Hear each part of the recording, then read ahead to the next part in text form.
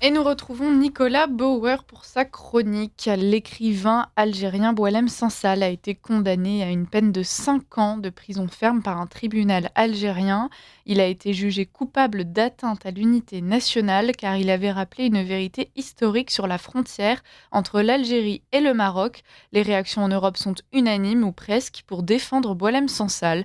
Nicolas Bauer, bonjour, merci d'être avec nous. Et vous trouvez donc certaines de ces réactions un peu hypocrites. Vous allez nous expliquer pourquoi. Bonjour Liselotte, est-ce que vous m'entendez bien? Oui, tout à fait. Alors, nos élus du bloc central et de la gauche ont tenu des propos grandiloquents pour défendre la liberté d'expression de Boualem Sansal. Vous les avez entendus, Gabriel Attal, chef des députés Renaissance. À travers ce verdict inique, c'est la liberté qui est condamnée. Pour Yaël Braun-Pivet, présidente de l'Assemblée nationale, aucune démocratie ne saurait nier la liberté d'expression. Et enfin, pour Mathilde Panot, de la France insoumise, le délit d'opinion ne devrait pas exister. Voilà un petit florilège de réactions. On peut évidemment s'en réjouir ou encore se réjouir de la résolution adoptée par le Parlement européen pour appeler l'Algérie à libérer Boualem Sansal et à respecter la liberté d'expression. Mais il est aussi permis de se demander où sont ces élus lorsque c'est en France que la liberté d'expression est en danger. Pourquoi le Parlement européen n'a-t-il pas eu ce si bel élan pour dénoncer d'autres violations des libertés, non pas en Algérie mais en Europe? À l'ECLJ, nous apprécions beaucoup Boualem Sansal pour sa défense des libertés et nous avons plusieurs fois collaboré pour défendre des libertés concrètes. En 2019, j'avais eu l'honneur de co-signer avec lui dans Valeurs Actuelles un texte sur la liberté de critiquer l'islam. Nous protestions à l'époque contre un jugement de la Cour européenne des droits de l'homme qui avait considéré que critiquer l'islam ne faisait pas partie de la liberté d'expression. Il s'agissait d'une Autrichienne qui a été condamnée pénalement pour avoir simplement critiqué le mariage entre Mahomet et la jeune Aïcha, une petite fille de 6 ans. Elle avait simplement posé la question de quoi s'agit-il si ce n'est de la pédophilie. Mm. Et cette question avait suffi à ce qu'elle soit condamnée pénalement et à ce que la CEDH considère, je cite, ces propos étaient de nature à susciter une indignation justifiée des musulmans et constituaient une violation malveillante de l'esprit de tolérance à la base de la société démocratique. Pour la CEDH, donc, il était normal d'interdire d'assimiler un mariage avec une petite fille avec de la pédophilie, en tout cas lorsque cette petite fille était l'une des épouses de Mahomet, et je mets bien sûr Mm. des guillemets à épouse, car comme cette Autrichienne, je ne vois pas trop la différence avec ce qu'on appelle de la pédocriminalité.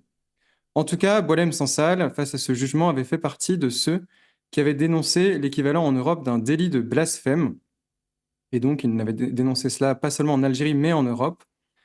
Et à l'époque, il n'y avait eu aucune réaction de la plupart de ceux qui soutiennent sa liberté d'expression aujourd'hui, et en particulier de ceux que j'ai mentionnés. Oui, c'est sûr qu'il est plus facile de soutenir Boualem Sansal quand il est bâillonné dans sa prison algérienne que quand il pouvait parler et lever des tabous.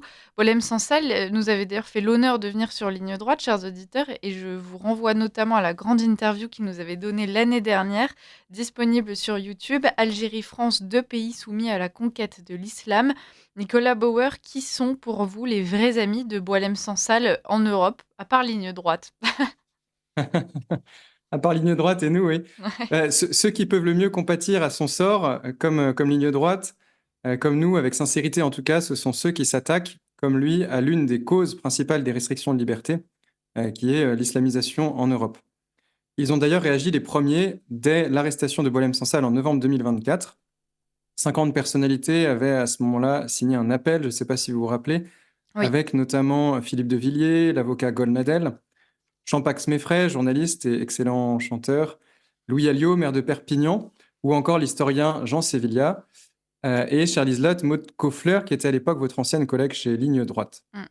Toutes ces personnes ne soutiennent pas la liberté de manière abstraite, mais dénoncent des mesures concrètes et des menaces concrètes contre les libertés et contre la civilisation européenne. Et j'aimerais terminer cette chronique par un autre texte signé par Boualem Sansal. C'est une tribune publiée récemment dans Le Figaro, où Boualem Sansal avait pris la défense des ex-musulmans convertis au christianisme. Il avait signé ce texte avec d'autres personnalités comme Grégoire Pupinck ou Marc Fromager. Ils affirmaient, je cite, même en France, ceux qui quittent l'islam, plus encore pour se convertir à une autre religion, sont souvent rejetés par leur famille et leur entourage. Ils subissent des pressions, menaces et parfois même des violences pouvant aller jusqu'à l'assassinat. Fréquemment, ils sont contraints de vivre leur foi dans la clandestinité et de déménager.